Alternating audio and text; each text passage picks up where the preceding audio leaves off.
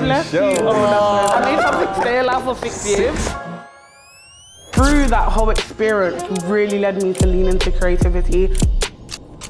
A core thing that I really live by is that creativity starts in the mind, not the medium. I was even doing dance, painting, writing, poetry, drama therapy. Wow, that's amazing. That's amazing. Just kind of like, just to explore and try to understand what's going on in the world around me, really. When in that season of your life would you say you had a real low point? Being diagnosed with anxiety and depression, life was very different for a long period of time. And then at 13, I just didn't want to be here no more.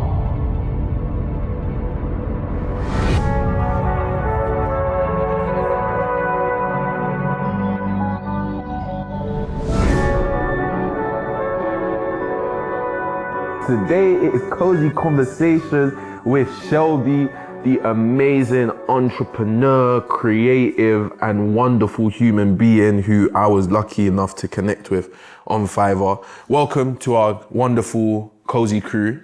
I've never said that before, but I like that. It has a nice ring. It's got a nice ring to it, man. I hope you're cozy. You guys are crazy as well. I hope you're cozy right now, whether you're having a little lunch on the office desk or whether you're at home snuggled up. I hope you're cozy and you're about to enjoy an amazing conversation between me and this wonderful person. As you know, Shelby and I will be going through different points in her life, understanding how she has been able to get to this point today where she sat with me. Also, I can't lie, are they the mains ones? No, these are just normal ones, you know. No, but they're clean. I wish. Have you got the mains ones? No, I can't get my hands on them. I need them. I want them in black. You know Ray was on the shoot? Is it? Did you not know? No. Ray was on the shoot for Kickers. Ooh. Oh, no. She was on a Kicker shoot. Not with mains, not with mains. Nah, no. Hey, Ray, That's if you're watching, shout out you.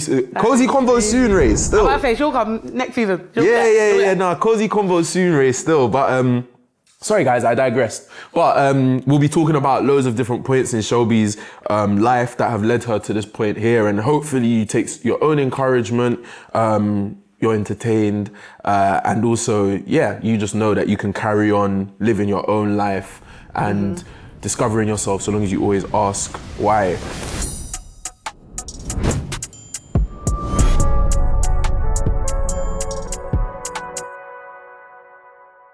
So we always like to start by asking a guest why we are here. And as our wonderful Cozy crew know, we always like a guest to show us an item that links to the question. So kick us off. Why are we here? What have you got in the bag today? Very cool bag, by the way. Where's it from? Thank you, ASOS. Okay, shout out. I got my notebook. This is my notebook from when I was 19. Okay. 19 was just before lockdown. This was first year of uni. Let me see it. You'll see some uni notes in there too. First year of uni, trying to figure things out. When I first started having business ideas for Hey Sis, which I didn't know what shape or form it was going to take at that point. Yeah. I was studying drama, applied theatre and education. At that point, I wanted to be an actor and drama therapist, but didn't really know what was going on with my life, was just kind of cruising through it. And then, I started writing. When I started writing, that's when a lot of my ideas started to form. So talk to me a bit more about okay, cool. So we're talking drama. What were you doing at uni at this time? Like, what were you studying again? Drama, applied theatre and education. So that was your bag, like you were... Yeah, I've been acting since I was like 11. Swear? Yeah. Wow, how did you get into that? Was it just a thing where you just were the one that wanted to do nativity and all them things there? Like, no. You were just putting yourself forward, or was it a family thing? Drama therapy, actually. I started going for drama therapy. And I was like, I like this. What is that? It's basically exploring stories, exploring themes and like your emotions, but all through drama. So like, whether therapist where you might sit down and have a conversation, that conversation will be played out on a stage and it will be you acting it out. So was it like your school that got you into that? Like, or what? How did you get into like drama therapy? I don't even really fully remember. It was a bit of a blurry time. Fair. You were 11 to be fair. So. Yeah, I was super young. I was like 11, 12. No, I was going normal therapy. I was like in hospital for that. And then like, I've always liked painting. I've always liked writing. My mom would say I'd always like acting, being Miss Main Character. I'm the youngest of like 9 siblings. So, yeah. I'm big, yeah. 9 siblings? Yeah. The youngest? Yeah, and we span across like 4 generations. Raw, that's nuts. It's mad. It's very mad. That's amazing. That's mad. amazing. Okay, so cool. I take all a bit of their personalities and become who I am. Yeah. And yeah, so I've always kind of been like a bit of a performer, a bit of an entertainer. My mum was like, cool, like maybe let's try drama therapy. And then yeah, it was like, cool, this is some avenues. Talk to me about why this kind of links massively to kind of where we are today. So you've spoken about obviously drama therapy kind of when you were much younger, and then that really carrying you through all the way to the point now where you're kind of at uni studying drama. But then how did that kind of transition you to where you are now and what you do now? So literally here, the 9th of the 12th, 2019, you got the we were talking about like gender and like women in theatre, and I was like, there's something here, but I don't know where it was. I come from like, as I said, a big family. Was this in the degree? Uni. In the uni? Yeah, okay, in cool, uni. Cool. And I come from a big family, very like woman-dominated family. Like my mum is like the head of the home. And I also grew up in loads of different youth clubs. So I've always been around like different communities and kind of like spearheaded community. But there was something around like sisterhood that I've always been interested in, but it wasn't necessarily on the nose. And then, yeah, started having conversations in uni, and my uni, it was a drama school, and it was very privilege dominated. So like, I was one of like 8 black students, one of like, I think it was 6 that were black that were women that are black in that 8. So yeah, there weren't much of us, and then we started making our own little group chats, and I was like, wait, like, there's something here. And then I wanted to do an Instagram page. That's how I thought my business was gonna start, an Instagram page, and this is literally an Instagram content blueprint. And I was like, okay. Bro, so this is basic. Okay, this is sick. So this notebook is like the Hey Sis, like origin one of the story, first ones, fam. and then I bought the exact same one, but I've lost it. Okay. The exact same one to write notes in, but I can't find it at home at all. This is lit. Okay, sick. Mad, right? The best content is emotional based. This is sick. Because obviously, anyway, now carry on. Yeah. But this is sick for me to see, especially because of how we then connected. But yeah, carry on. So you were obviously like writing out the plans, exploring this sisterhood. Yeah, and at that point, I didn't know it was sisterhood. It was just like, I wanted a space, a page where we can talk, we can connect, we can be seen, we can be heard, but also change information or like whatever it might be. I literally had no clue. I just knew I wanted a space, really and truly. I didn't know anything around like business structure. I don't come from a business background. Didn't know nothing about funding, nothing. It was just a page. And then that was December. I launched that December 18th. So it's come up to our 6th year anniversary. In it, mad. I made something stay alive for 6 years. 6 years, Insane. that ain't no mean feat. Insane. And then we planned to do an event in the March of 2020.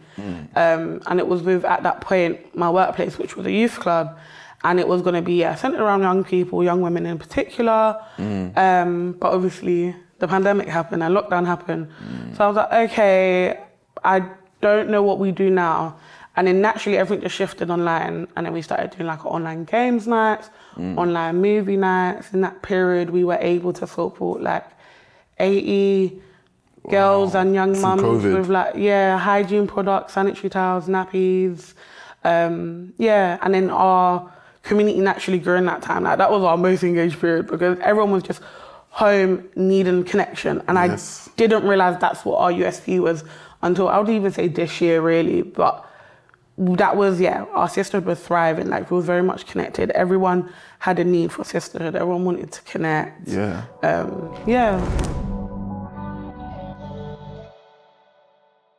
That's so beautiful. And I guess that kind of, the reason Hey Sis is so important, I guess, to that question is because obviously that was the business that you kind of applied into Ideator for. So for context, Ideator was a 10-week kind of entrepreneurship program that was done in partnership with Fiverr, YBB and newly engaged Bukayo Saka. If you're watching, congrats, G. Yeah, congrats. You never showed that far. You never know, it might land on his TikTok, fam. Who knows, fam?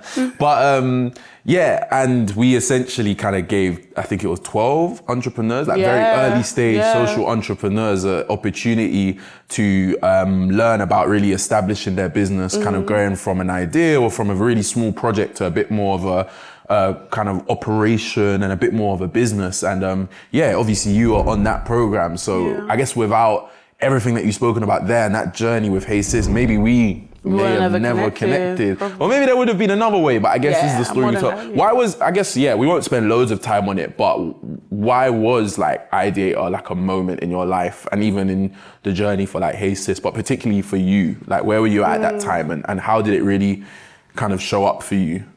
All at that time, 2 years ago, wow. I think I was at a space where I just wanted to elevate. I wanted to bring Hey Sis beyond what we were at that point. It was very much youth-centered. It was very much, like youth club culture. And I just knew I wanted to be something a bit more sustainable, a bit more scalable as well. Like we weren't even registered as anything then. Like it was just essentially a passion project. But I didn't know the steps to even make it like a fully fledged business. Like I knew I wanted to, but I just didn't know what that looked like. Like literally on that program, I figured out our mission statement, our vision statement. Like that was even down to our business structure. It shifted quite a lot since then, but having that access and like having those conversations really just broadened like my mind to what it could be. And I remember on that we figured out we wanted to do a membership, which we should be launching next year actually. So since then it's been in the making that whole time. Wow. Yeah. Wow. And what's like a real, so you mentioned it broadening your mind, but what's something you've like held on to from that experience, from like any of those sessions or kind of beyond it just opening up your mind, but have you like held on to like any principle or anything that even like entrepreneurs watching, very early stage entrepreneurs, you tell them, yo, this is crucial? You know what, it's not necessarily a principle. I think it was just taking that jump to do it, just apply. And even down to like taking that risk to ask for some guidance and like not feeling embarrassed or ashamed about it. I think it's so like important what you've just said there. Like we talk about it a lot here, like on Cosy, but then also like, you know, Why Is That Studios, the production company, about like always asking so you can always discover. And I think a lot of people are worried to just kind of like explore because you kind of talk yourself into thinking that there's gonna be a particular outcome. So you even just said it there, right? You were like, if I ask him, he's gonna think, I don't know what I'm doing. And then that stops you from asking, right? And on the other side of that was conversations, was a relationship that we've now built. Imagine if you never asked, then forever you kind of just went through that program. You never like had any other conversations with me. Because it was in those moments actually where I figured so much out. And I also got to know you. And I was like, okay, cool, like Shelby's this kind of person, Shelby's cool. And like, that's how we even built our relationship on a more personal level. I actually remember you saying you were like, you always like learning, I like that. You always like learning, you always like learning. I was like, yeah. Is that how I talk? A little bit. I was on Zoom and you were like swinging in your chair. You always like learning, I was like, no, I do. No, but that's proper. And it's like, I think people get to know you more. Like I always tell people this, like, you know, just don't be afraid. Like, I get it. Like there is sometimes like something may not go your way. Like there will be people you might hit up and they might either move too busy or like, you know, they might think a certain type of thing, but look, just focus on you, man. Focus on yourself. And I love what you just said there because it's literally like what we fundamentally like are building our whole like brand around. Like this idea of always ask, always discover. Like it's so crucial that you always maintain that sense of curiosity and like hunger to find out.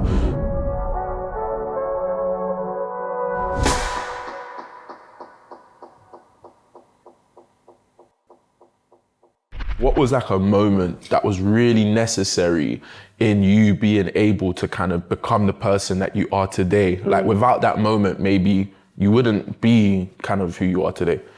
Yeah, I think for me, it was definitely, being diagnosed with anxiety and depression at age 12. When at that point, that was like 2013, it weren't really as common, like mental health wasn't really campaigned or like really light was shined on it as much. And my mum really had to campaign so hard for me to get that diagnosis, to get that support. Yeah. Have you got that picture, by the way? Yeah. Yeah, let's see that Crazy picture. though. Let's see that picture. This is so embarrassing. Hey, That come day, on. I went to take... Young Shelby. Oh, that's so embarrassing. I went to take my, your zip card picture. Yeah. That was my zip card picture. This is your zip card picture? Yeah, and I even had a whole anxiety attack on the way there. Like, Why? It was rife.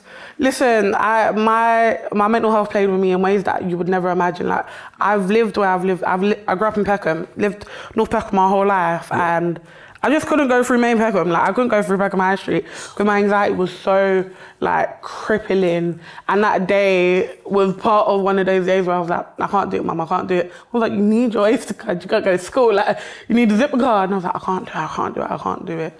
We ended up doing it, I didn't have a choice. But, like, being diagnosed at such a young age and, like, having almost, like, not really understanding what's going on with my mind or going on with like what's going on around me and why I'm reacting to certain ways, even understanding my triggers. It was just like, life was very different. For a long period of time, it felt like it was just me and my mum. Like, I had my sisters, I had my siblings, my brother, but I just couldn't see anything outside of that reality that I was stuck in for a while. And even like looking back now, a lot of it's a blur. Like, I have to ask my mum, did that happen?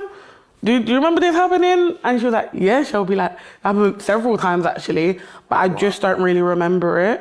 That's so mad. So, do you know, like, I guess as you had to kind of like go on that journey and like, if this maybe feels a bit too deep, you don't have to touch on it, but like, do you know where it like stemmed from, or was it just actually, would you be able to share that? Of course, I went to all girls school and it was great until it wasn't. And I was like bullied quite bad. I was like part of the popular group, whatever. And then, I was bullied quite bad to the point my mum had to remove me from the school. I was homeschooled for 3 years. And then like, At what age? Halfway through year 8. Halfway through year 8? Yeah, and I didn't go back to mainstream school till halfway through year 10 to sit GCSEs. School was such a weird place, you know. Completely, like, it was very odd. Weird. Like, even me, fam, like... my school was in Peckham as well, so... Hey, school was weird. I mean, I didn't help myself in school. Like, were you naughty? I wasn't naughty, I was a good youth, but I was... So I'm laughing because obviously because obviously P and me went to school with it. Oh, what school did you go? I went Chestnut Grove in Balham.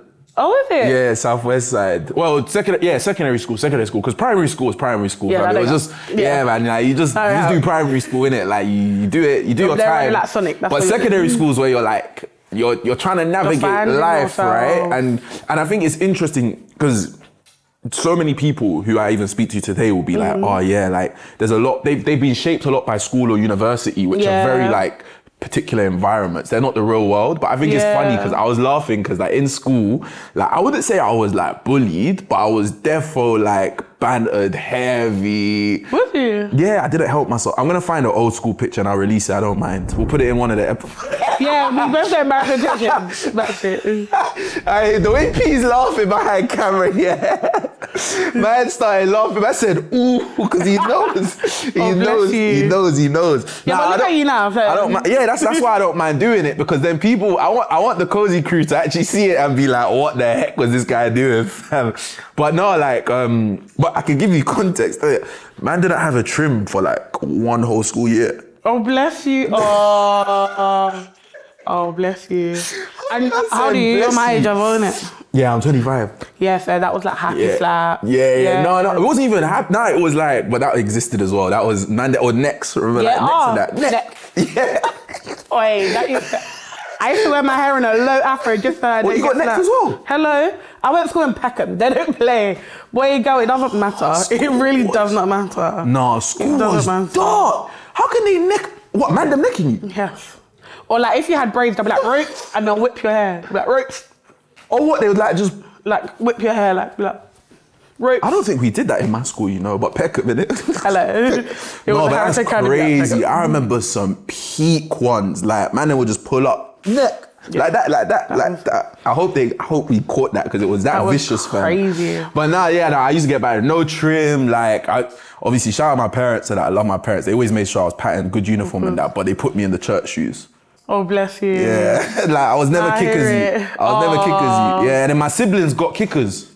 Are they younger or older than you? Firstborn syndrome. You was trial. Yeah, firstborn syndrome. My siblings were not having it, fam. Them man made sure that they had kickers. So man had no trim. So on my life, I'll find a picture. I'll actually find a picture because it's good to see. And then like, I was cool. Like I was with the man them. Like I kind of bust case because I would play football with the guys, innit? So I was kind of with the cool guys, but I was also like the guy that was like a bit cool with like everyone or like I would chill with anyone. So I was also sometimes like with a like Nikki a lot, wrong term, but like the kind of the school terms in it. Allow me, don't cancel me. But in school, it was like little cliques. Like, it was a different clique. Different cliques. That's a good way to say it. Different cliques. No, I feel that. So like school is interesting because when I think back to it, like I think if I had accepted what my school experience was, maybe I wouldn't be here today. But you got to push past it, which you've done. And I mean, just wanted to lean into that because school's got some funny moments that I can pick back to. And that kind of like led to the quote unquote like bullying with me because like my mum used to run our play scheme in our area. So like I knew a lot of the students because of like growing up, like I don't know, you might have come to my mum's play scheme or like I would have seen you over summer. So I knew a lot of different people. So I never really stayed in that one clique. But girls being girls, going through puberty, year 8, like, no, you're my friend, not her friend. If you're her friend, you can't be my friend. And that's how a lot of the bullying got like led to because it was like, oh, if you're friends with these people, that group, you can't be friends with this group kind of thing. And I was like, don't be so silly. Like, I know her mum. Like, her mum does sessions at my mum's community centre. What are you talking about? Like, so it was like, navigating that was quite funny and it was really, really odd. But all of that to say, through that whole experience really led me to lean into creativity because like a core thing that I really live by is that creativity starts in the mind, not the medium. So like at that point I was doing drama therapy. I was even doing dance at one point, painting, writing, poetry, just kind of like doing all sorts just to explore and try to understand what's going on in the world around me really. When in that season of your life or in that period, would you say kind of you had a real low point, like a moment that actually, and it may be the diagnosis itself, but was there like a specific moment or like a specific kind of low point where it was like you really had to, you just hit a point where it was like, damn, like this is hard.